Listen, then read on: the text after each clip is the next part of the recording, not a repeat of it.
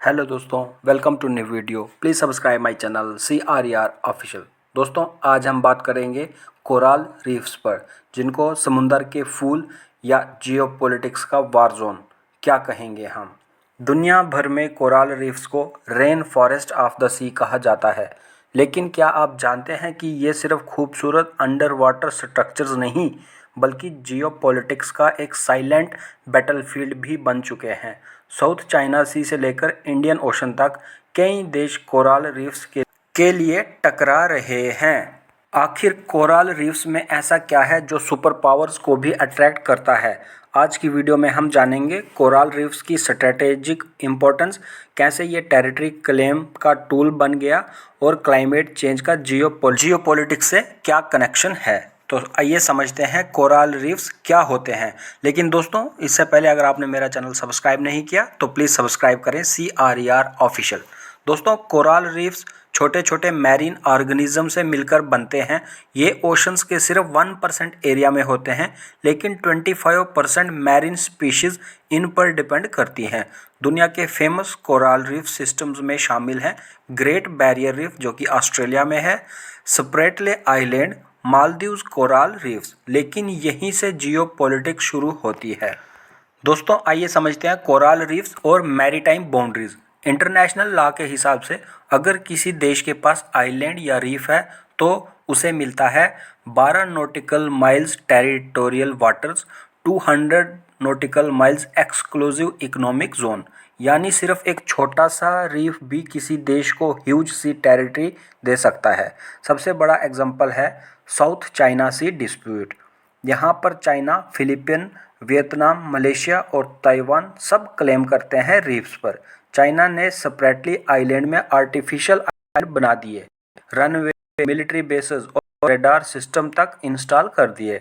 2016 में permanent court of arbitration ने China के क्लेम को इलीगल कहा, लेकिन चाइना ने फैसला मानने से मना कर दिया। यहाँ कोरल रीफ्स सिर्फ इन्वायरमेंट नहीं, पावर प्रोजेक्शन का टूल बन चुके हैं। दोस्तों, आओ अब समझते हैं इंडियन ओशन और इंडिया का एंगल। इंडियन ओशन में कोरल रीफ्स का स्ट्रेटेजिक इम्पोर्टेंस और भी ज़्यादा है।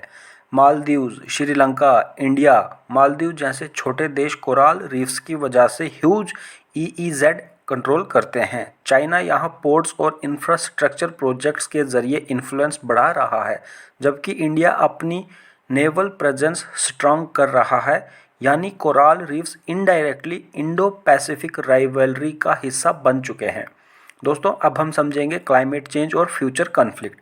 अब सबसे बड़ा ट्विस्ट, क्लाइमेट चेंज की वजह से कोरल ब्लीचिंग हो रही है। अगर रीफ्स मर गए तो कुछ आइलैंड्स ऑफिशियली डिसअपीयर हो सकते हैं। इसका मतलब मैरीटाइम बाउंड्रीज चेंज हो सकती हैं, EEZ क्लेम्स खत्म हो सकते हैं, फिशरीज और ऑयल गैस राइट्स पर नए डिस्प्यूट शुरू हो सकते हैं। जैसे मालदीव्स और पैसिफिक के छोटे आइलैंड नेशंस को डर है कि अगर रीफ्स डूब गए तो उनका लीगल सी क्लेम भी कम हो जाएगा।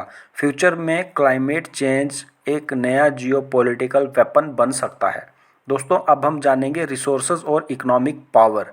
कोरल रीफ्स एरिया में huge fish stocks, oil and gas reserves, shipping routes. South China Sea ने दुनिया का लगभग 30% ग्लोबल ट्रेड पास होता है। इसलिए कोरल रीफ्स कंट्रोल करना मतलब ट्रेड रूट कंट्रोल करना। ये सिर्फ इकोलॉजी नहीं, इकोनॉमी का गेम है।